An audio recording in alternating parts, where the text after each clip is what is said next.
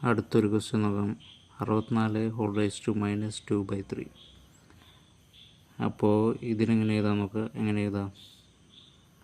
ഈ -2/3 വരുമ്പോൾ അതിനെ 1/64 റൈസ് ടു 2/3 എന്ന് എഴുതാം. കൃത്യങ്ങളുടെ ഒരു ലോ പ്രകാരം a raise to minus m = 1/a raise to m അങ്ങനെ എഴുതാം. അങ്ങനെ എഴുതുമ്പോൾ 1/64 റൈസ് ടു 1/3 ഹോൾ സ്ക്വയർ എന്ന് എഴുതാം. അതെങ്ങനെ വരുന്നത് വെച്ചാൽ അതിനെ നമ്മൾ സ്പ്ലിറ്റ് ചെയ്ത് എഴുതി. 2/3 അവിടെ സ്പ്ലിറ്റ് ചെയ്ത് എഴുതി.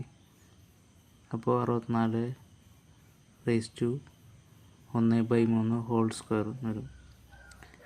അപ്പോൾ ഇനി ചെയ്യേണ്ടതെന്ന് വെച്ചാൽ ആ 64ൻ്റെ ക്യൂബ് റൂട്ട് എടുക്കുക. ബ്രാക്കറ്റിൻ്റെ ഉള്ളിലത്തെ 1/n എന്ന ഫോമിലാണ് വന്നിരിക്കണം. അപ്പോൾ ക്യൂബ് റൂട്ട് എടുക്കുക.